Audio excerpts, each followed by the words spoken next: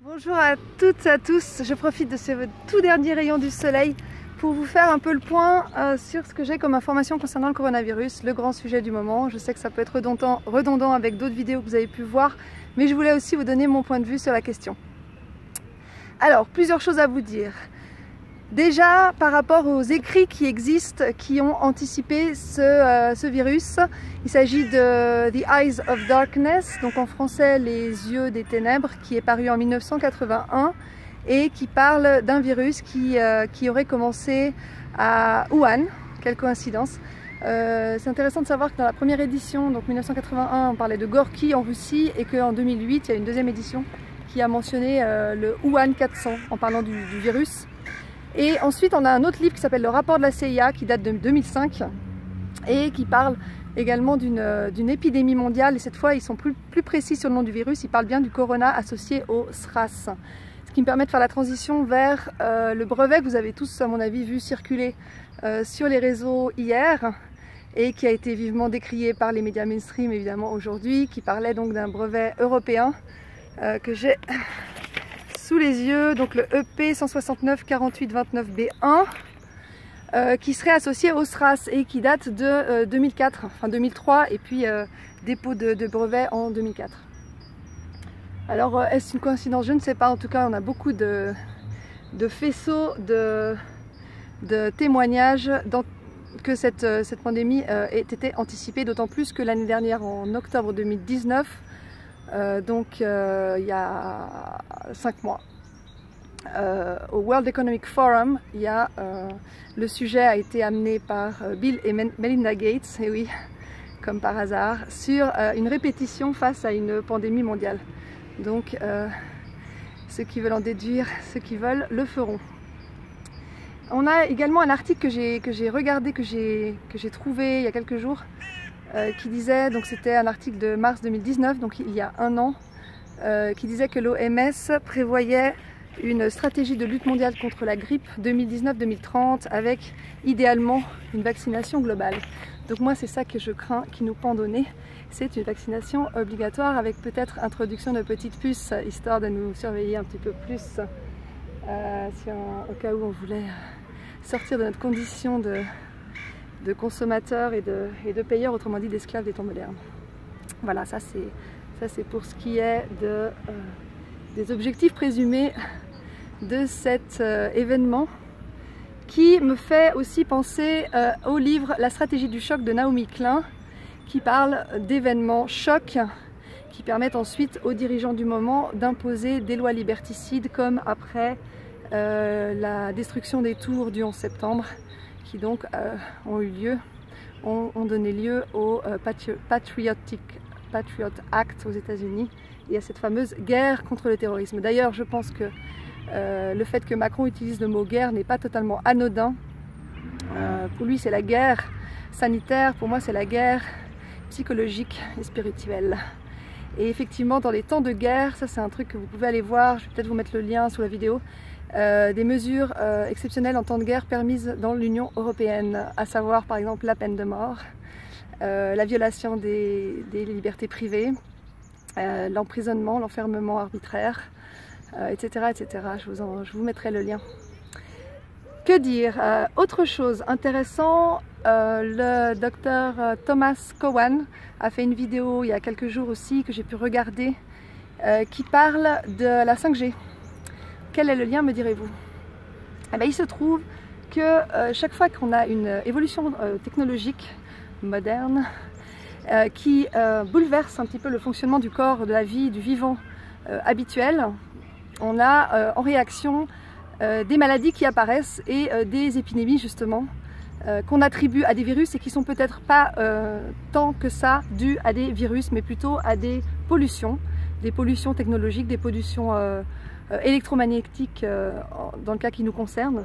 Il se trouve par exemple que la fameuse grippe espagnole, l'épidémie de grippe espagnole qui a eu lieu en 1918, s'est produite en même temps que s'est déployée la technologie des ondes radio dans le monde. Alors c'est intéressant de faire ces parallèles-là, et la ville de Wuhan, comme vous le savez certainement, est l'un des premiers lieux, ou si ce n'est le premier lieu, où s'est développé absolument de façon très dense la 5G, la technologie 5G. Il faut savoir aussi que Wuhan abrite un laboratoire P4 qui est donc un laboratoire qui est officiellement destiné à étudier les virus et les micro-organismes les plus dangereux. Il faut savoir qu'à Genève, ici où on est maintenant, il y a également un laboratoire P4 au niveau des HUG. Alors contrairement à la France et à la Belgique, nous ne sommes pas confinés encore dans nos maisons. On peut se balader, là vous voyez donc des gens qui se promènent. Bon, on est à la fin de la journée, donc il y a un peu moins de monde, mais tout à l'heure il y avait des enfants, il y avait des parents, il y avait des voitures qui circulaient, il y a encore des voitures qui circulent, il y a des gens qui courent là-bas. Donc ça laisse un petit peu de semblant de liberté et de joie. On peut encore se rencontrer, on peut encore se parler. Est-ce que justement, ce que ça génère, à mon avis, cette crise de peur, c'est un rapprochement des gens, un rapprochement des humains. Une réhumanisation, c'est-à-dire qu'on se dit bonjour plus chaleureusement, plus volontiers. Comme si on était dans un moment de détresse, un moment d'inconnu, où on ne sait pas ce qui va se passer, et pour se rassurer, on se parle. C'est un moment aussi où la nature ralentit, où tout reprend un rythme plus naturel, où les pollutions chimiques et sonores s'atténuent, on n'a plus d'avions ou presque, on n'a plus beaucoup de circulation non plus. Les gens reviennent à des activités plus calmes, à des activités plus intérieures. Ils s'intéressent à l'alimentation. Par exemple, moi je vois beaucoup autour de moi des gens qui me demandent comment manger sainement, des fruits, des légumes crus, des choses moins industrielles, moins transformées. Ça permet de redécouvrir la lecture, ça permet de redécouvrir les jeux de société, les soirées entre amis. Ce qui change un peu des soirées au bar à se bourrer la tronche, je trouve que c'est beaucoup plus sain. Que dire de plus? Oui, donc je disais, les virus ne sont pas forcément nos ennemis. Ça, c'est plusieurs médecins qui le disent, qui ne sont évidemment pas médiatisés. Vous pensez bien, les labos pharmaceutiques qui financent les médias ne les laissent pas faire. Qui disent simplement que les virus, c'est des micro-organismes, c'est des petites bestioles qui vont là où il y a des choses à nettoyer, comme les asticots sur un cadavre ou comme les mouches dans la poubelle en fait, hein, c'est rien de plus. Donc au lieu de...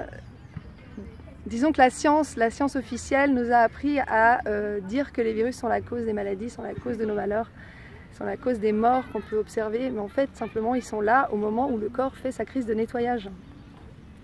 C'est comme, c'est Tal qui disait ça, c'est comme si vous voyez un accident de voiture, puis qu'à chaque fois vous voyez qu'il y a des policiers qui sont présents aussi, et vous allez penser peut-être que ce sont les policiers qui sont à l'origine de l'accident, alors que pas du tout, ils sont juste là après pour faire les constatations et pour aider les pompiers éventuellement, et pour faire la place autour des voitures ou des personnes accidentées. Donc parfois on a tendance, même souvent dans notre société je trouve, à confondre les conséquences avec les causes. Je vous invite pour ça à aller regarder une des 2 vidéos que je vais vous mettre sous celle-ci, avec Irène Grosjean et une autre avec Tal Chaler. Quoi d'autre? Ah oui, je voulais vous présenter donc cet auteur, ce dessinateur, qui s'appelle René Bickel, qui dessine des bandes dessinées qui sont en même temps des messages d'alerte. C'est-à-dire que par exemple là on parle de Mirko Beljanski qui a découvert que l'ARN pouvait se retranscrire en ADN bien avant que ce soit officiel, et il a découvert aussi des remèdes contre le cancer qui étaient non chimiques et qui n'avaient pas d'effet secondaire. Alors évidemment il a été traqué par l'industrie pharmaceutique, il est mort de harcèlement en fait, hein. Il a été harcelé jusqu'à la dernière goutte. Il parle aussi de Pasteur l'imposteur et du fait qu'il ait plagié ses travaux, les travaux de Béchamp, du docteur Béchamp, mais je vous laisserai le découvrir. Donc René Bickel, il a aussi écrit Être heureux, que je n'ai pas encore lu, et ce petit livre, Les chemins vers la souveraineté individuelle, où on y voit Coluche d'ailleurs. Il y a quelques images que j'aime bien, notamment celle-ci. Regardez bien. Je ne sais pas si on voit. Alors c'est marqué: l'individu coupé de son ressenti est aisément soumis à des croyances aliénantes et des comportements panurgistes. Panurgistes, ça vient de panurge, hein, les moutons de panurge. Donc les moutons qui vont se jeter dans le ravin quand on leur dit de le faire. La pensée indépendante est broyée pour fabriquer des individus stéréotypés qui ne croient que ce pourquoi ils ont été programmés. Moi ça me parle beaucoup dans la société dans laquelle on vit, où on nous oblige, on nous incite à croire tout ce que les médias nous disent en fait. Et si on a le malheur de penser différemment ou pas tout à fait la même chose, on se fait spolier, on se fait traiter de complotiste ou de fou. Moi je suis actuellement menacée je suis menacée d'être licenciée pour avoir fait une vidéo avec Dieudonné. Bon, ça c'est un autre chapitre, je ne développe pas ici. Voilà, donc personnellement je n'ai pas peur du virus, j'ai peur des mesures liberticides et de la panique des gens, en sachant que la peur, la panique, la psychose peuvent bloquer le système immunitaire et nous faire vraiment tomber malade et nous faire vraiment du mal. Ce que je fais en ce moment, je mange vivant comme d'habitude, donc des fruits, des légumes crus, des graines germées et des amandes, des noix de cajou, etc. Il y a plein de recettes à faire. Et je purge, je fais des purges, donc j'en ai fait une hier avec Gérard, mon camarade militant. Et du coup je me nettoie et les virus ils n'auront aucune prise sur moi. Je vous invite à faire de même si vous voulez des informations. N'hésitez pas à me contacter. Voilà, j'arrête cette vidéo là parce que je la trouve déjà assez longue et assez exhaustive. S'il y a des questions, revenez vers moi, il n'y a pas de souci. À bientôt et bonne soirée.